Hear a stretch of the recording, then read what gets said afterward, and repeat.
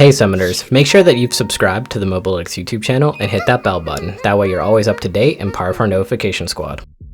Welcome back to the Mobalytics 9.10 update and Q&A video. I'm your challenger coach Adam Moriarty Isles, here to take you through all the changes and questions you had. As a disclaimer, I'd like to mention that we only update the normal list as of right now, as the high-ELO one wouldn't really have a big enough data set to make an update worthwhile at this point in time. Now with that out of the way, let's jump right into the update. Starting off with the top lane update, we have no changes to S tier with Nasus, Garen, Urgot, and Yorick standing strong. For A tier though, we have the addition of Renekton from B tier, who has seen a resurgence since his Q healing buff came in. Renekton is an oppressive laner, who is more of a win lane, lose game type of champion, but with the addition of Spear Sojin, has become more of a win lane, lose game less often type of champion. His late game is definitely better due to this item, giving him insane combo options. It's just that he struggles to impact those late game fights versus some of the late game monster champions that exist in the current meta, like Vayne, while also being terrible if put behind, due to a poor matchup like versus Kennen or Pantheon. Moving up to A tier, we have Shen, who has been doing much better 1v1 laning wise since his last round of buffs. He has good synergy with the hyper carry bot laners and the assassin roam mids that are very popular right now, especially Ahri, Akali, or Talon, so try him out when you have those champs on your team. Moving out of A tier, we have both Kled and Yasuo. For Kled, he is just a champion where mostly one-tricks play him, and with the constant indirect nerfs to him like Conqueror, we decided it's best to drop him to B tier. Yasuo on the other hand, is more easily able to achieve his O10 power spike in top lane, due to all the terrible matchups he runs into right now, like versus Renekton, Jax, or Darius, who all snowball really hard on him, which is why we are simply taking him off the list. In the jungle, the list will actually be staying completely the same, with Rammus, Vi, Amumu, Volibear, Jax, Nunu, and Master Yi remaining in S tier. And what's that? Master Yi still S tier?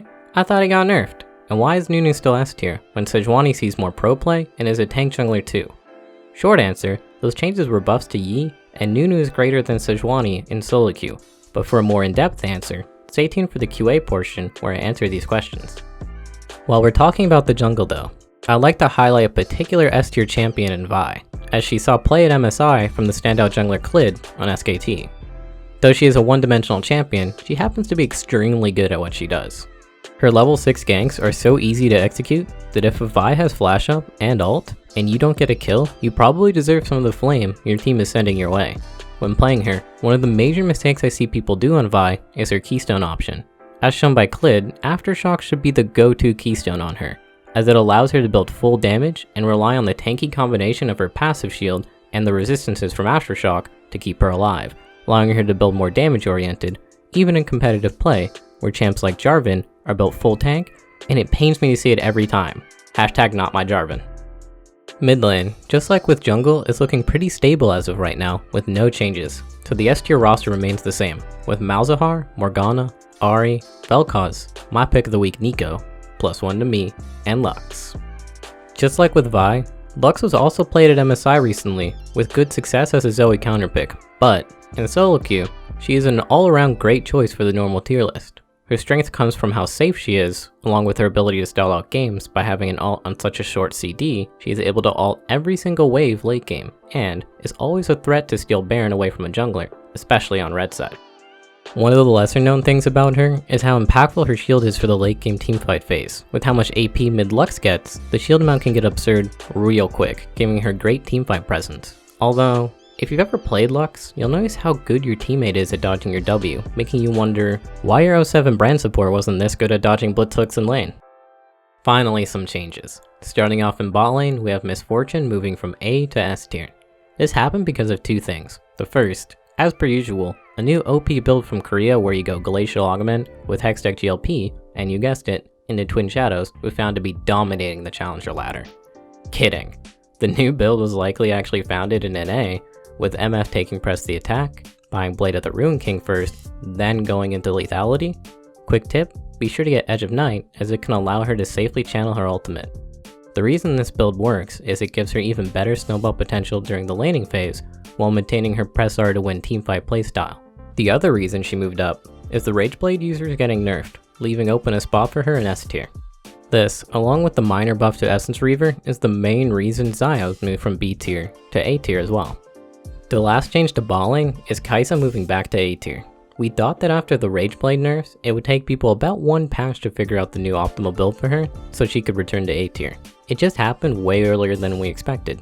People now go Muramana, into Rageblade, into Nashers. Just do me one favor when doing this build though. Build pickaxe before tier. You aren't Ezreal. You can't QQ in lane to win. You need damage. Lastly, we have the support update with 3 changes. The first being Brand from A to S tier. In the patch commentary, on the official patch notes, Riot stated they intended to buff mid lane Brand.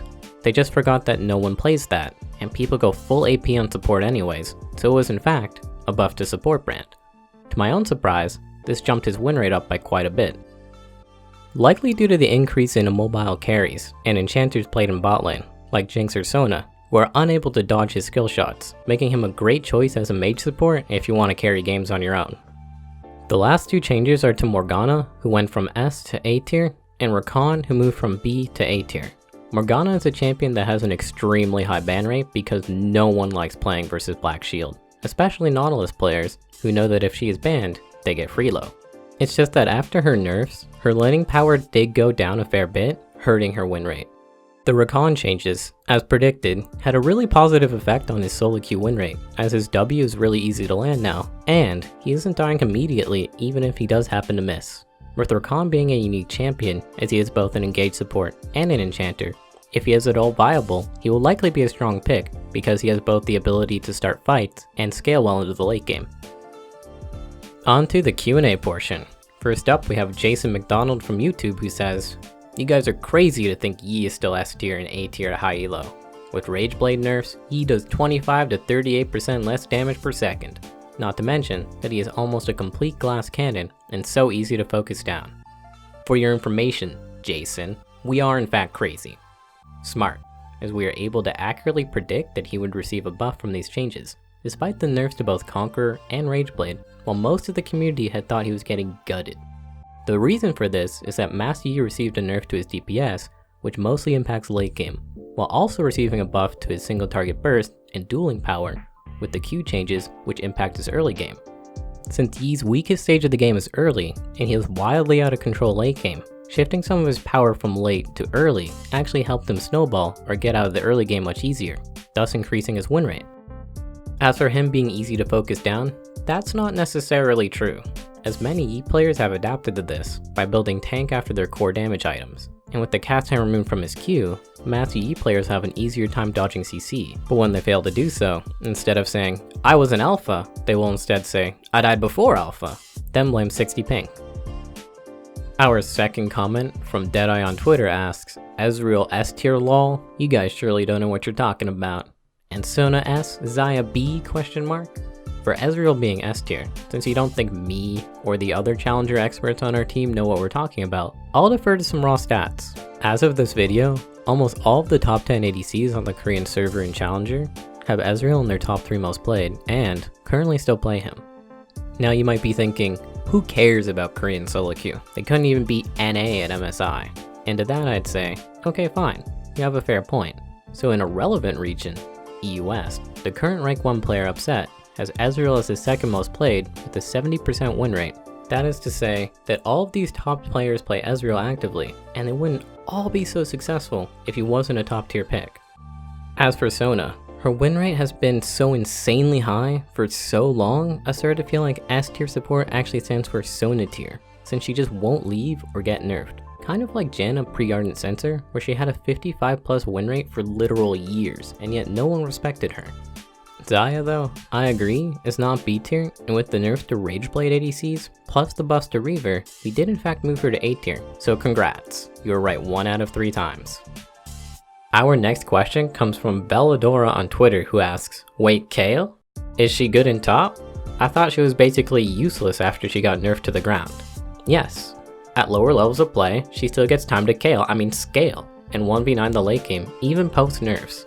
Her laning phase is a bit rough, but she still does pretty well into tanks, which are more popular at lower levels of play. So with weaker laners and longer game times, Kayle is still a good pick. Think along the same lines as why Nasus is good below Diamond. Same logic.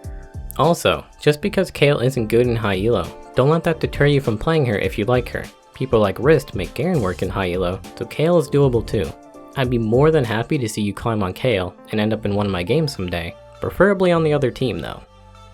From YouTube, we have a question from DestEdD who asks, "Guys, I was critical of you in previous videos, but I can't understand this Nunu fetish of yours. I don't think he is S tier for high-ELO, so I would like to ask, how is he better than Sejuani as a tank jungler? Cause she seems to be a more reliable choice overall." Well, for one, this is a pretty mainstream fetish, as even the current rank 1 player in NA, Tarzan, has Nunu in his high-ELO S tier. As for what makes him better than Sejuani, it's two main things. The first being that his ability to gank is less conditional. He can gank when he wants, from wherever he wants with Snowball, while Sejuani prefers to gank for melee champions due to her passive stacking faster, or when her ult is up, as her ganks are pretty easy to dodge without one of those two things. The second point is the most important one in solo queue. He can secure objectives easily. This might seem minor, but it allows the jungler to play an objective-focused game early on, without the need for the lanes to rotate, because they probably won't anyways. Draven's gotta get that one caster minion, or else he just won't carry. Nunu is also able to make Baron calls more easily due to the speed he does it, and how good his smite secure is, meaning when he makes a Baron call, his team is even more likely to listen, especially if you have a Mountain Dragon. This means that when Nunu's team is ahead, his snowball potential is the biggest compared to the other tank junglers. Our last question comes from Ben.scz on Instagram who asks, "With the Runic Echoes buffs, why isn't Nidalee seeing a resurgence?" Solid question. The Runic Echoes buffs were quite good, but not particularly substantial enough to make any of the AP junglers jump a tier. It mostly just solidifies their placement. Nidalee specifically is doing well in high-ELO, and with this buff, she will continue to do so. But in no way does this buff allow the jungle cat girl to be played at lower levels. That's because that buff will not teach them how to not die on her first clear, or help them realize they actually need to land her spear to do more damage. I swear at this point, the IQ of a potato and the number of spears a silver Nidalee lands is about the same number. What's holding Nidalee back at lower levels of play is not her itemization, it's that she's too hard to execute and scales poorly. If you're looking to pick up Nidalee, I'd be much more okay if you picked up Rammus instead, as he has no skill shots to miss and scales decently. Thanks for watching our tier list update and Q&A video for 9.10. And as always, if you have any questions, feel free to leave them in the comment section below, or go to our Discord server in the link provided where you can ping me in our Discord discussion channel. Don't forget to try out Mobalytics today at mobalytics.gg, and I'll see you summoners out on the Rift.